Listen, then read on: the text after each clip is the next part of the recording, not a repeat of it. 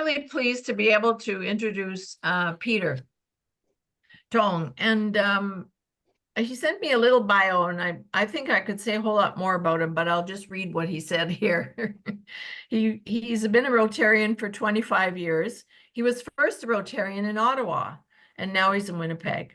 And his passions are community building, encouraging belonging, supporting unique and creative clubs.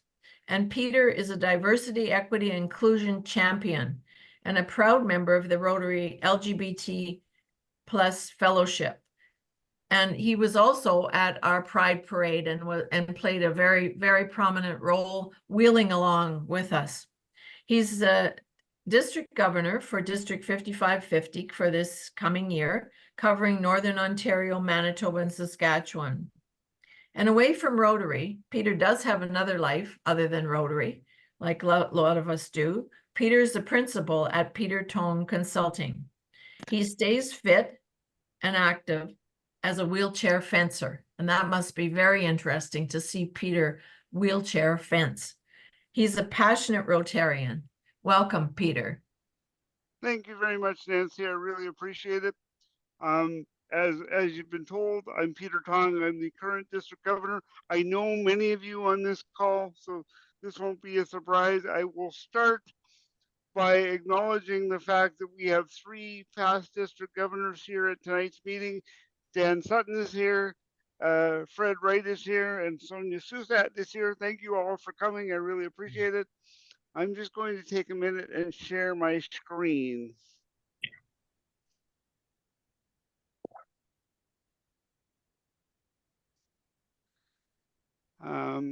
Let me get rid of this. And let me.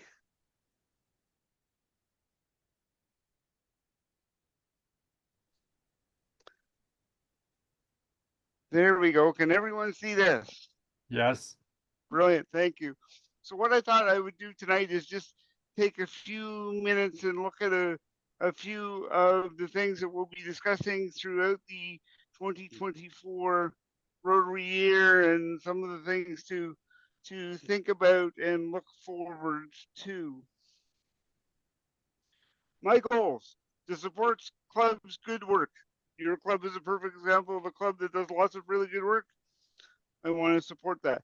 To make it public. For many clubs, your club is very active on Facebook and other social media, and the work that you're doing is often seen. For some of the clubs in our district, that's a larger challenge. And one of my goals is to help people let others know what they do.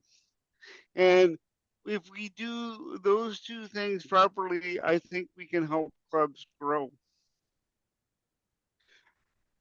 One of the things that's come from Rotary International over the last couple of years is what they call the action plan.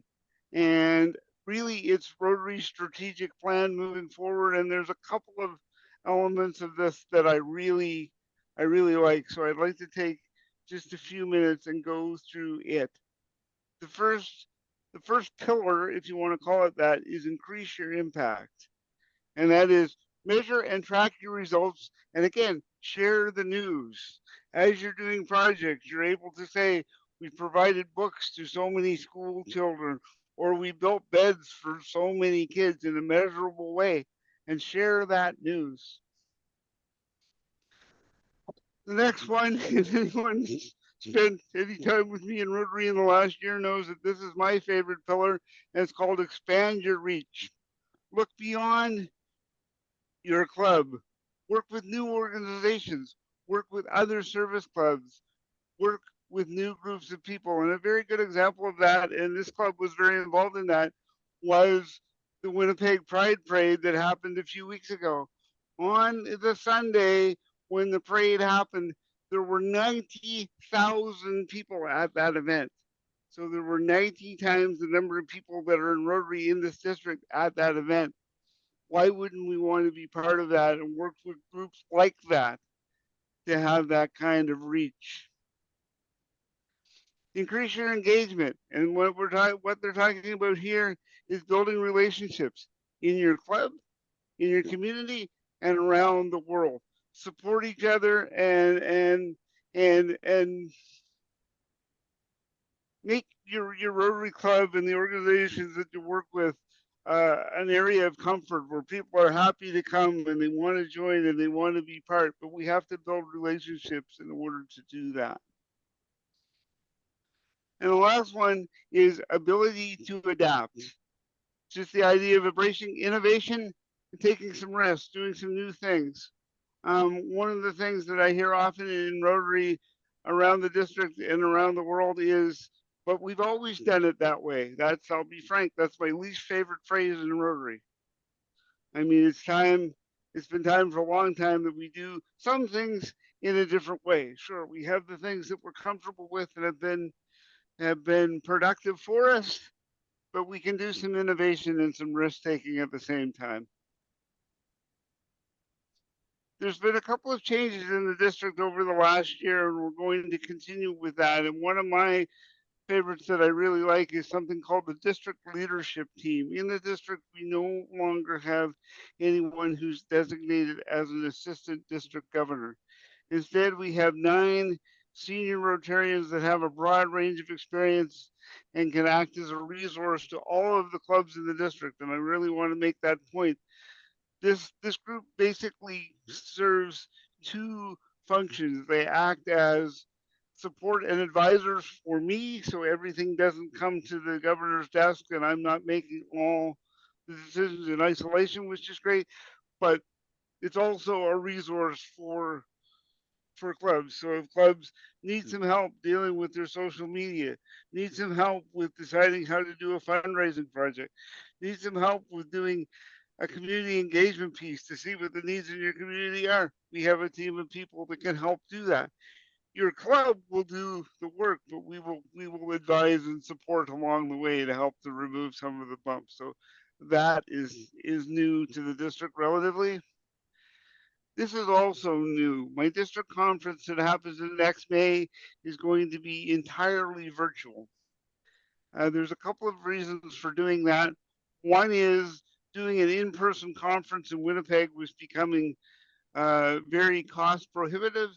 And the other thing was, as we'll see in a minute, the Rotary International Convention is going to be in Canada, in Calgary, just a few weeks after. So if people are going to travel for a Rotary event, I would like to encourage them to go to the international conference and see Rotary from that point of view, rather than coming to a district conference. So what we've done for those folks that like to get together is encourage a club or several clubs to gather together and have a watch party. And I've made the commitment that any club that is going to have a watch party, I will join you in either on the Friday evening or the Saturday evening if you choose to have a dinner, and I will join you for a few minutes and be part of your watch party as well, where you can ask questions and make queries or just enjoy a bad dad joke. But it's a way for us to gather and still do things. So the conference, as I say, is going to look a little bit different than it has in the past, but I'm very excited because it's allowed me to bring speakers from all over the world. And here's just a few that I'm very proud of. Brian Roush is the Diversity, Equity, Inclusion Co-Chair at Rotary International. Amazing guy with lots of diversity and equity experience. He's, and some of the folks that work at the international level of Rotary just amaze me with their qualifications. Brian, who's become a friend, used to be an advisor to the Dalai Lama. So he knows his way around. Chris Etier is the current director for our Zone 28. The Expanding Your Reach pillar is one of her favorite parts of the action plan, so I've asked her to come and speak on that. The very dynamic and interesting Ina Pinkney, she's well into her 80s. She's a polio survivor. She used to run the largest and most successful breakfast restaurant in Chicago, Illinois. And she swears that the last 3 Democratic presidents were all elected because of meetings that took place in the back room of her restaurant. Sarah Sarani is a young woman. She's only in her 20s. She is a Rotarian. She's a Paul Harris Fellow. She teaches at Harvard University, and she runs a global not-for-profit called She is the Universe that supports women and girls. Again, she's become a friend, but she's the kind of person that makes me wonder what I've done with my own life with all that she's done at 25 or whatever she is at the moment. And our conference is going to be closed out by Aisha Khan, who's the CEO of the Canadian Human Rights Museum, and she's going to wrap or look at the work that Rotary does in our district and around the world from a human rights lens. As I said, June 21st to 25th, the International Convention is going to be in Calgary. The early bird buy has already closed, but there are thousands of hotel rooms available. I'm booked to go. It's just too close not to go and be part of that. I was at the International Convention in Melbourne, Australia 2 years ago, and it's a totally, for those that have never had that experience, it's a totally different look at Rotary, to see Rotary from all the viewpoints from around the world. If you can do it at all, I highly recommend it. This is something that's new as well.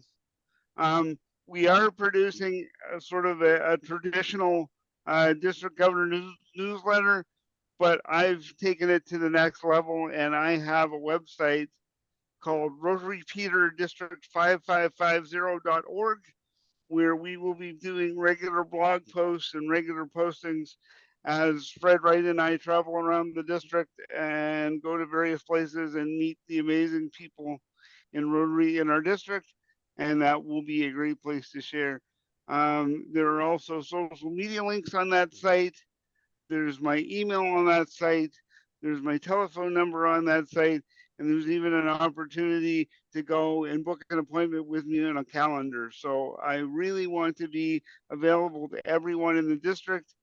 If you have a proud brag or a concern, please connect with me, because that's the way that we can celebrate and or address as is required. And I've tried to give as many options to that as possible. The website has been up and active now since the 1st of July, and there's a few posts up that things are going to start to move quite quickly. There's a couple of other social media initiatives going as well.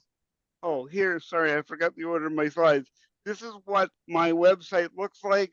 There's a little bit that talks about me and being the district governor, and the whole website is built around the theme of the magic of Rotary.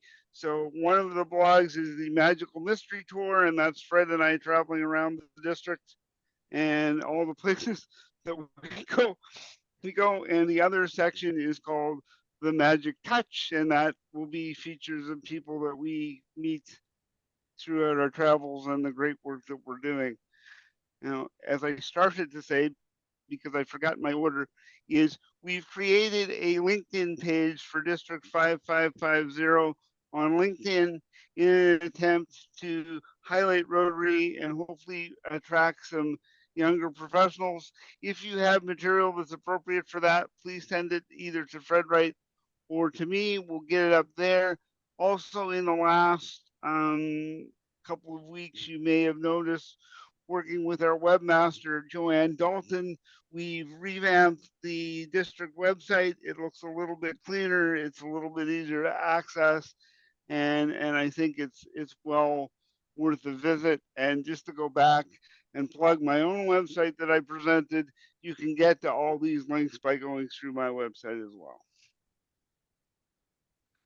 That's what I have for this evening. I'm happy to answer any questions or have a discussion on any topics that you're interested in.